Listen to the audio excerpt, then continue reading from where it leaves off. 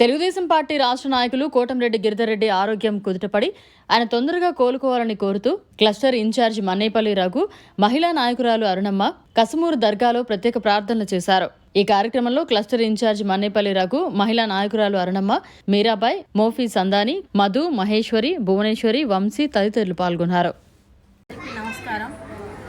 2024 ఎన్నికల్లో హ్యాట్రిక్ ఎమ్మెల్యేగా మూడోసారి ఎన్నికైన మా కోటారెడ్డి శ్రీధర్ రెడ్డి గారి తమ్ముడు, రాష్ట్ర నాయకులు కోటారెడ్డి గిరిధర్ రెడ్డి గారు గెలిచాము ఇంట్లో ఉన్నామని కాకుండా గడప గడపకు ప్రజల వద్దకే పాలన అనే కార్యక్రమంలో గడప గడపకు మీ కోటంరెడ్డి గిరిధర్ రెడ్డి అనే కార్యక్రమాన్ని చేపట్టారు.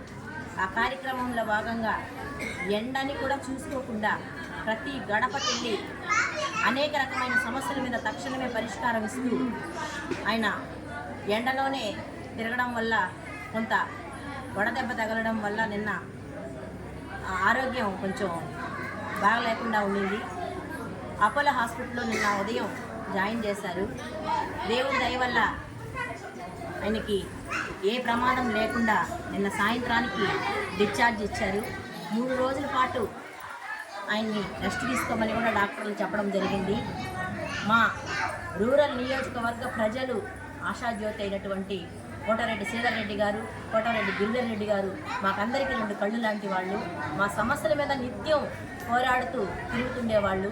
వాళ్ళకి ఏం కాకూడదని మేమందరము, మా నాయకులు, కార్యకర్తలం అందరం కూడా ఈ మస్తాన్ వలి దర్గా దగ్గరికి వచ్చి కస్మూర్కి ప్రత్యేక ప్రార్థనలు చేసి ఆయన పేరిట పూజలు చేశాము.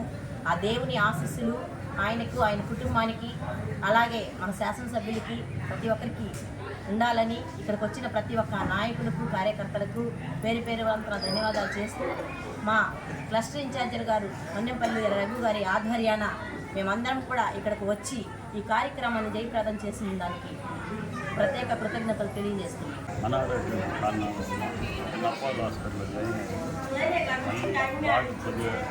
సుమారు చెప్పి డిశ్చార్జ్ చేశారు. కానీ రెస్ట్గా 3 రోజులు ఉండాలని చెప్పారు. 3 రోజులు కూడా ఆరోగ్యంతో బాగా తిరగాలి, జనాల్లోకి ఆరోగ్యంతో మళ్ళీ బయటకు వచ్చి జనాల్లో చురుగ్గా పాల్గొనాలని కోరుకుంటున్నాం. మరిన్ని అప్డేట్స్ కోసం మన HN9 టీవీ ఛానల్ని సబ్స్క్రైబ్ చేసుకోండి.